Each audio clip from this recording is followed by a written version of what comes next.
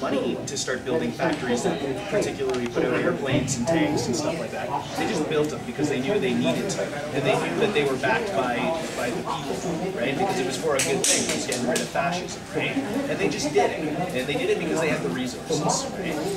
And we can do that a lot. Like another example is, okay, so just say there was a giant comet coming towards the Earth. Would we care a thing about money at that point in time?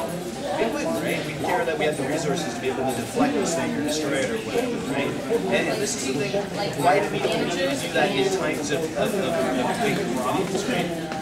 We're in times of big problems right now, you know? That's true. It's just that we kind of forget about them because, you know, we can go watch TV for 15, 20 minutes, and they bombard us with stuff like that.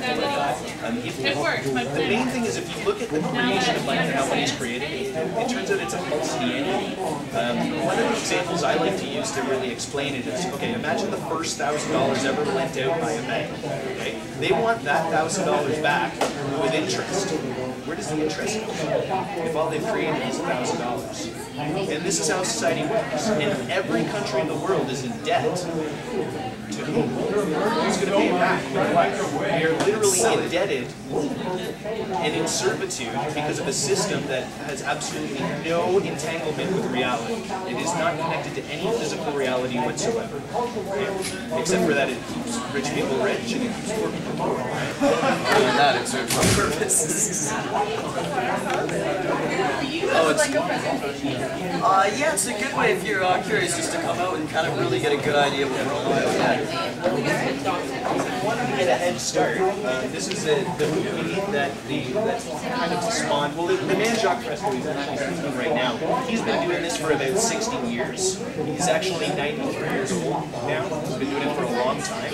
It's called the Venus Project. He came up with the idea of a resource-based economy to replace our monetary system, which basically states that we as human beings declare all of the world's resources as a common heritage. So in other words, it's yours by birth. Right? Just because you were born on the earth, you were part of the earth, you were actually made up, every atom and molecule of your body comes from the earth, right? In space, ultimately, every atom was created in the sky, right? So the fact is, it's already true, it's just that we're not demanding it.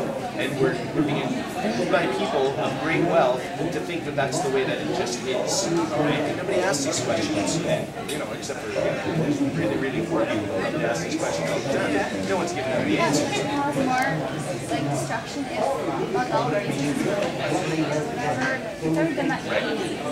Right. Well, not free. Now that's the thing, because there's always an ecological understanding. There's a balance that has to be maintained. Right now, that balance isn't being maintained at all, because if it doesn't have profit, it won't get done. So any problem that you know what I mean, requires a large piece of capital to solve is just going to get forgotten. It has to actually, like, and that's why Haiti is actually still suffering. You know what I mean? It's 2 months later, and almost nothing has been done. And it's because it's not because we don't have the resources to go in there and fix it. We could actually fix them up, build the entire city out of materials that fall down. Here's a perfect example. There was another earthquake in Brazil recently, right? It's another earthquake in Turkey. It's actually kind of weird. It was like 50 times stronger than the earthquake that happened in Haiti.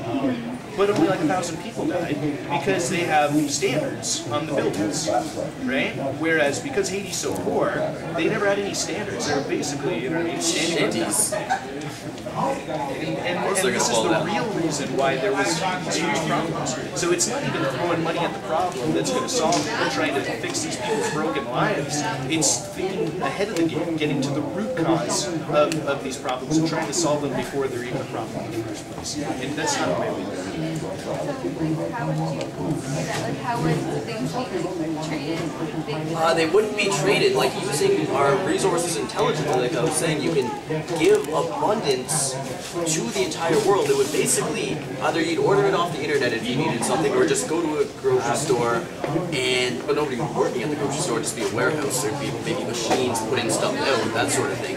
But you just take what you need and You you all live here. I mean, it's a blueprint, right? If we're Yeah, like end up developing it and making it, we gotta agree on it first. That's what it comes down to. But yeah, you can think of basically anything. Like, it's just really like, the only real problems that exist in the world are the problems that exist between all people. Everything else is fabricated.